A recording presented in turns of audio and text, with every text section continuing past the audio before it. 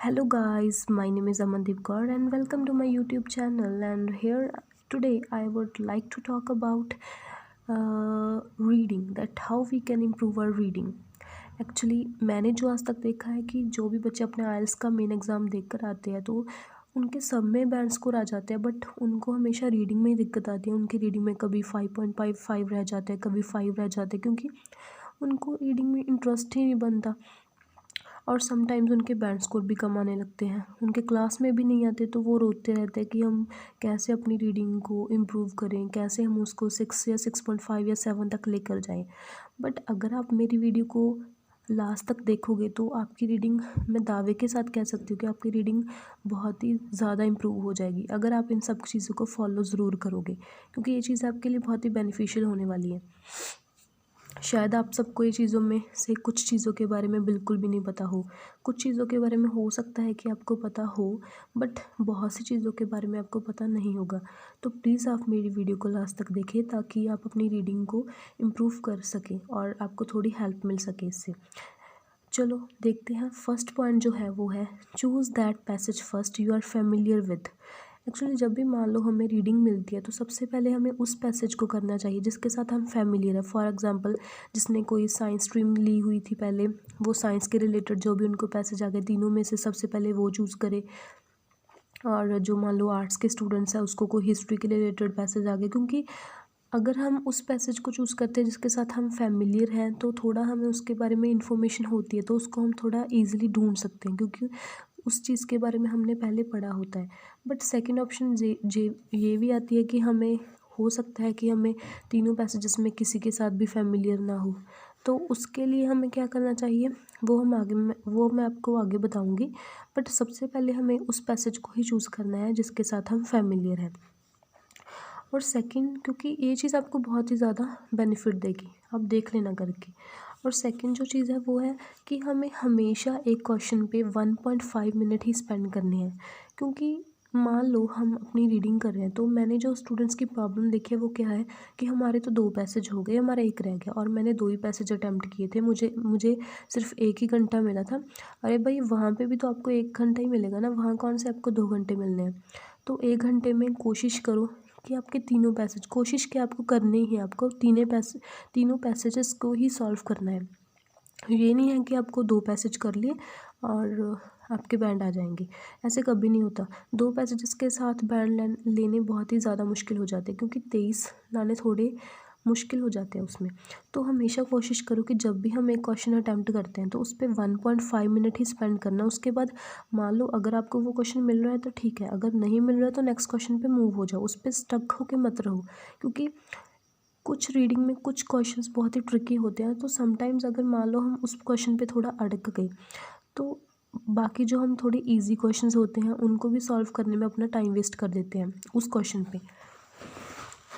तो मेरी जो आपको सजेशन है वो ये है कि आप रीडिंग में हमेशा एक क्वेश्चन पे बहुत ही सिर्फ 1.5 मिनट ही स्पेंड करें, उसके बाद आप नेक्स्ट क्वेश्चन पे मूव हो जाए। अगर आपको मिल रहा है तो भी ठीक है, नहीं मिल रहा है तब तो भी ठीक है, ये चीज़ आप अपने दिमाग में बैठा लो, तो आगे से आपको रीडिंग में टाइम मैनेजमेंट में प्रॉब्लम नहीं आएगी।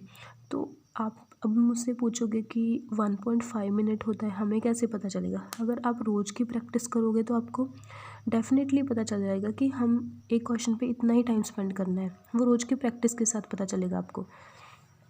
और थर्ड जो है, never do multiple choice questions and which passage contain the following information first even if they are at the top of the passage. Actually हमारी रीडिंग में बहुत से टाइप के क्वेश्चंस होते हैं, बट उसमें 2 टाइप के क्वेश्चंस ऐसे होते हैं जो बहुत ही ज़्यादा टाइम कंज्यूम करते हैं, क्योंकि 90% स्टूडेंट्स को उन जो क्वेश्चंस होते हैं उनमें ज़्यादा टाइम लगता है।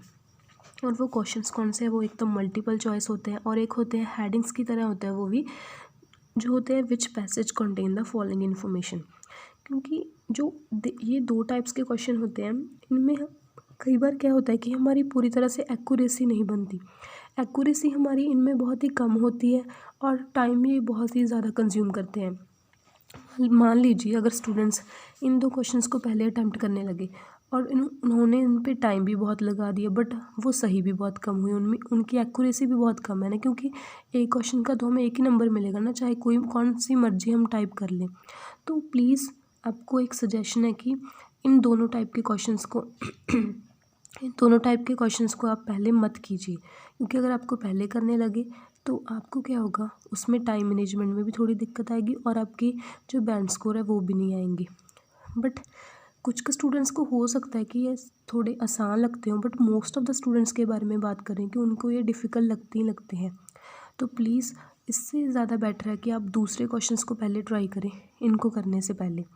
मान लो आपको पैसेज में, क्योंकि ये दिए भी हमेशा, मान लो जो विच इन्फॉर्मेशन वाले क्वेश्चन होते हैं वो पैसेज में हमेशा स्टार्टिंग में दिए होते हैं, तो बच्चा पहले उन्हीं को करना स्टार्ट कर देता है। पर अगर हम उनको स्टार्ट करेंगे तो हम बाकी क्वेश्चंस पर अपना टाइम ज़्यादा नहीं मतलब निकाल पाएंगे। तो उसी के लिए मैं क्या कह रही हूँ आपको कि मल्टीपल चॉइस और which passage contain the following information वाले क्वेश्चंस हैं उनको हमेशा ही लास्ट में करें, उनके लिए लास्ट में टाइम बचा के रखें, ताकि हमारे कम से कम 6 बैंड्स तक तो जाए ना, अगर हम बाकी के क्वेश्चन अटैम्प्ट करते हैं पहले, क्योंकि इनमें हमारी एक्यूरेसी हमेशा तो बहुत ही ज़्यादा कम होती है। फॉर एग्ज़ाम्पल मान लो मल्टीपल चॉइस क्वेश्चंस थे 6 में से 6 क्वेश्चन थे मल्टीपल चॉइस और एक थे ट्रू फॉल्स।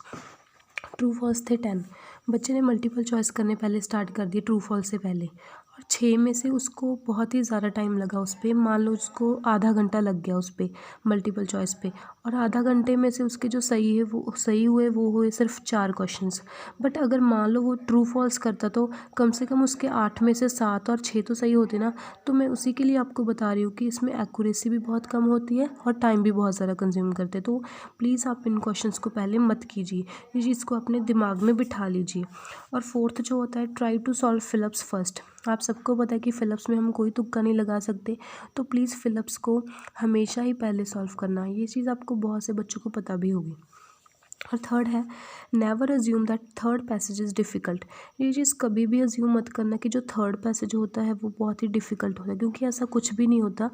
कभी भी कोई भी पैसेज डिफ़िकल्ट हो सकता है। आप सभी को पता है कि एक पैसेज तो बहुत ही डिफ़िकल्ट आता है हमारी रीडिंग में, तो वो ये नहीं होता कि हमेशा थर्ड पैसेज ही होगा, वो फर्स्ट भी हो सकता है, वो सेकंड भी हो सकता है।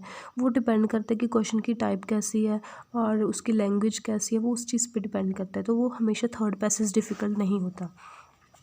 और सिक्स्थ जो है वो है वोकैबलरी। वो मैंने अपनी पिछली वीडियो में भी बताया कि जो वोकैबलरी है, आपको रोज़ एक वोकैबलरी के जो 10 वर्ड्स है जो आप अपनी डेली रूटीन में रीडिंग करते हो, उसमें जो 10 वर्ड्स रीडिंग के होते हैं उसको अपनी नोटबुक में राइट डाउन करें, क्योंकि जो वोकैबलरी होती है वो भी बहुत ही ज़्यादा इंपॉर्टेंट रोल प्ले करती है हमारी रीडिंग के स्कोर को इम्प्रूव करने के लिए। तो प्लीज़ आप अपनी वोकैबलरी को स्ट्रॉन्ग ज़रूर करें, जो भी रीडिंग करेंगे उसके 10 वर्ड्स को अपनी नोटबुक में उतारें और उनको रोज़ से रिवाइज़ करें, क्योंकि वो रिपीट हमेशा ही होंगी। और 7 जो पॉइंट है वो है, try to analyse your answers at home again. देखो, जो भी हम रीडिंग करते हैं हमारे इंस्टीट्यूशन में या फिर हम जो प्रैक्टिस के लिए रीडिंग करते हैं रोज़, उस रीडिंग्स को ये नहीं है कि हमारे मान लो आज 6 बैंड आ गए तो हमने उस रीडिंग को फेंक दिया कि चलो बस हो गई अब रीडिंग, अब नेक्स्ट स्टार्ट करेंगे। अगर आप ये स्ट्रैटेजी को यूज़ करेंगे तो आप 6 महीने तक आपके 6 बैंड ही आएंगे, आपके उससे इम्प्रूव नहीं होंगे। क्योंकि जो इम्प्रूव होते हैं वो कैसे होते हैं, हम हमेशा हमें एनालाइज करना चाहिए क्वेश्चंस को दोबारा से, कि हाँ मैंने ये क्वेश्चन ऐसे लगाया था बट इसका आंसर ऐसे आया। तो उस चीज़ को हमेशा एनालाइज करने की कोशिश करो। ये नहीं होता कि हाँ बस रीडिंग होगी, बस ठीक है काम मुका दिया कि हाँ बस रीडिंग होगी हमारी। उस रीडिंग के बारे में एनालाइज करना स्टार्ट करो कि ये क्वेश्चन मैंने ऐसे लगाया था क्लास में, तो बट अब ये क्वेश्चन कैसे ये गलत आ गया, मतलब कैसे अब ये क्वेश्चन है जो मैंने सही यहाँ पर कैसे इसका आंसर ये आएगा। तो उस चीज़ को अगर आप एनालाइज करना सीख गए तो आपके स्कोर जो है बहुत ही जल्दी आपके जो स्कोर है वो इम्प्रूव होने स्टार्ट होंगे। तो प्लीज़ न्यू रीडिंग को मत उठाइए, पहले अपनी पुरानी रीडिंग को दोबारा से देखें कि हम कौन सी जगह पे क्या गलती की थी और हम इसको कैसे आगे से इम्प्रूव कर सकते हैं। तो उस चीज़ से आपको बहुत ही ज़्यादा हेल्प मिलेगी अपनी रीडिंग को इम्प्रूव करने के लिए। और नेक्स्ट जो है वो है, read newspaper daily in English language. देखो, आप सबके मतलब जो भी बच्चे आइल्स कर रहे हैं तो प्लीज़ आप न्यूज़पेपर पढ़ना स्टार्ट कीजिए, क्योंकि न्यूज़पेपर में ये नहीं मैं बोल रही कि सारा न्यूज़पेपर, मुझे भी पता है कि बोरिंग लगता है हमें, बट उसका एक कॉलम पढ़े ताकि आपको अंडरस्टैंडिंग होने लगे कि इसमें लिखा क्या हुआ है। क्योंकि जो न्यूज़पेपर है सॉरी, वो भी आपकी रीडिंग में बहुत ही हेल्प करेगा, क्योंकि जो न्यूज़पेपर होता है उसमें भी हमें सेम रीडिंग के टाइप में कुछ ना कुछ आर्टिकल्स दिए होते हैं, तो वो चीज़ भी आपकी बहुत ही ज़्यादा हेल्प करेगी आपकी रीडिंग को इम्प्रूव करने के लिए।